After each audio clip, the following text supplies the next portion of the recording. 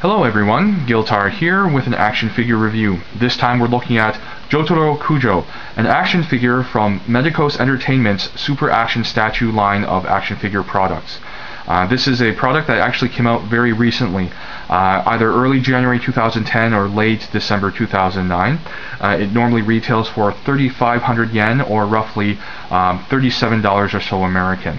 Now this isn't the first version of this action figure. It was originally released in early 2009 as a black clothing variant essentially. But this blue clothing variant I believe is more accurate to the manga and anime depiction of the Jotaro Kujo character. Now I'm showing the RX-782 Gundam in two forms here to give you guys a sense of scale basically. The high-grade Universal Sentry model kit on this side here is about 5 inches tall. The master grade version of the RX-782 on this side is about 7.5 inches tall. Jotaro is in between. It's about 6 inches tall, I believe. So I'll move these guys out of the way. Now, I mentioned that this is an action figure that retails normally for 3,500 yen. I did actually buy it for 2,930 yen from amiami.com. So about $31 or $32 is what I bought this action figure for because it was discounted there.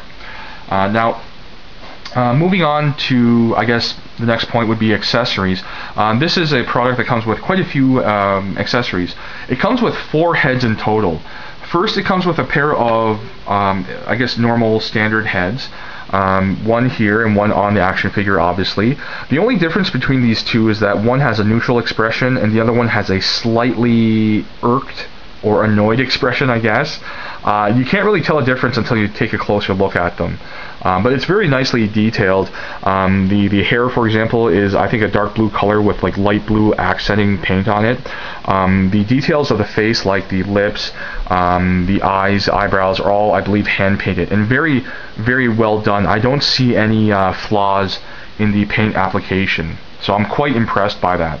Now, in addition to those 2 heads, we have an additional 2 extra head sculpts that uses the same sculpt, but I believe a darker blue or a black coloring, and I don't know why these were included.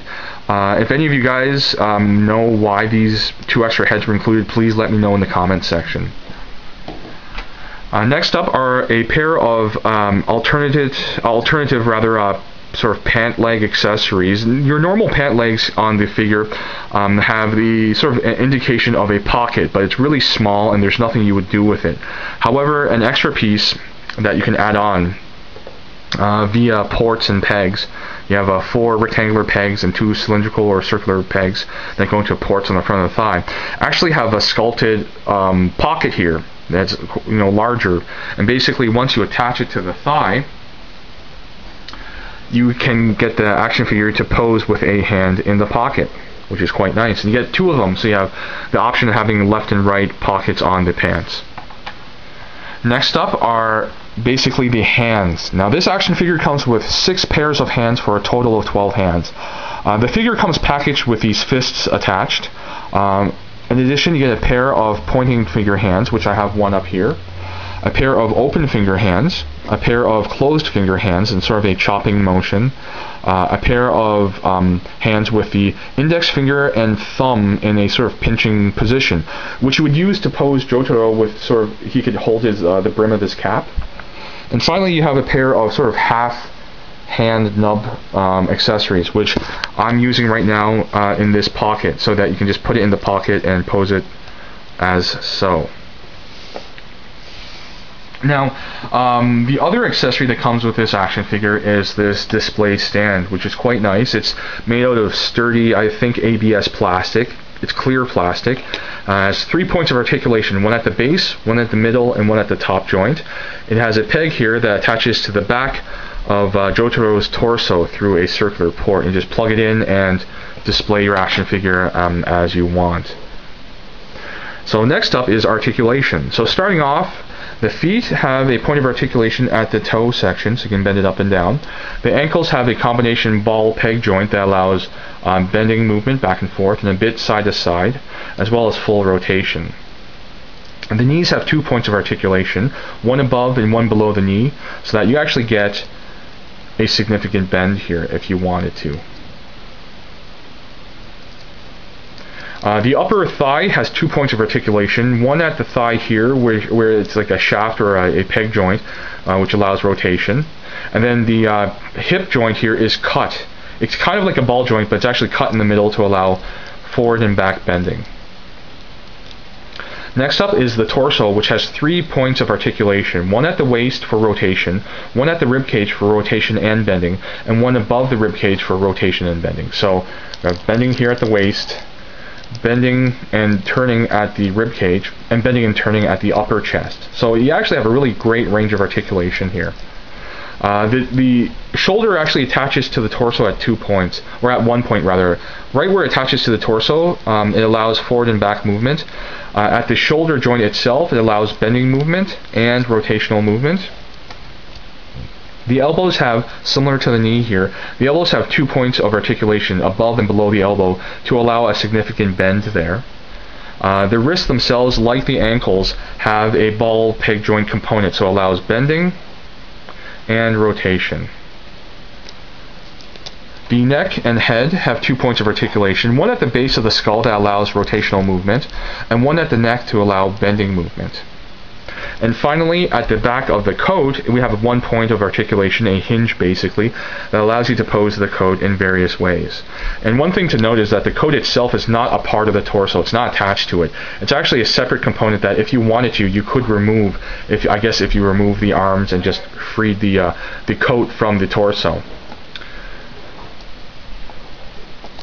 So that does it for articulation, which actually has a pretty good range. So I guess right now we'll head into the pros and cons that I have for this action figure. As normal, I'll start off with the cons, of which I have 2. First of all, it is kind of pricey in general. I know for $35 or $37 American, I guess, it's a pretty pricey action figure. Another con to mention is that it doesn't have the greatest range of articulation. If you're more used to things like Revoltech, SH Figuarts, Figma, Robot Damashi, those action figure lines, this doesn't have the same wide range of articulation. Now that being said, I'll move into my pros, and my first 2 will be counters to those 2 cons. The first of all, even though it's pretty pricey for an action figure, it's not really outside the normal range of average action figure prices for Japanese action figures. Those other lines I mentioned a moment ago fall into the $20 to $40 range, and so the Super Action Statue line of figures are in between at about 30 to 3,500 yen. And so the price isn't that bad if you sort of take a look at it from the view of the general pricing in Japanese action figures. Moving on to the second pro would be, even though it doesn't have the greatest range of articulation, it actually is not a slouch in that department. It actually has a good range of articulation. It's just that if you've been spoiled by things like Revoltech, SH Figuarts, Robot Damashi, Figma, and so on, then this may look a little less in terms of articulation, but it has a great range of articulation nonetheless. Also, I have to mention that it has many accessories. You have alternate heads, alternate pant leg accessories, 6 pairs of hands, and a display stand. I mean, it comes with quite a few accessories. So when you combine that all together, it does actually make more sense to have this product priced in about the $35 range. Now, in addition to that, combined with a great, it has a good range of posability and articulation. You have a really nicely detailed sculpt of this action figure. Folds in the clothes, even the shoes have a nice appearance of being leather shoes. The nicely sculpted, I guess, tail section of the coat, the head sculpt, the posability, the details of things like the belt, the sort of chromed gold plastic chain. Even the t-shirt here has some nice folding, and the paint application, as far as I can see, is pretty much flawless. You have a lot of highlight accent colors over base colors, so it really gives a lot of depth to this action figure, and combined with the sculpted details of like the folds in the clothes, the hair, and everything else put together, you just have a really great overall product for display. And so yeah, the posability combined with the detail of the sculpt, combined with the great paint application, especially in places like the face, you just have a really great product. I mean, to be honest, if you're a general action figure collector, I definitely recommend the Super Action Statue line for consideration. If you're a JoJo's Bizarre Adventure fan, definitely consider getting this, because for $37, I think it's worth every cent. And so I definitely recommend this to any JoJo's Bizarre Adventure fan out there, because again, you have a lot of accessories, great articulation, though not the best, and a really great sculpted detail. I mean, I really do think that Super Action Statue is a fitting title to this line, because it combines functionality of an action figure with the detailing of a statue. So again, I do recommend this figure. I hope you guys enjoyed this review and got something out of it. And next up, either later today or tomorrow, I'll be reviewing Dio Brando, someone that many of you guys probably are aware of. So again, I hope you guys enjoyed the review. I thank you for watching, and I'll see you guys next time.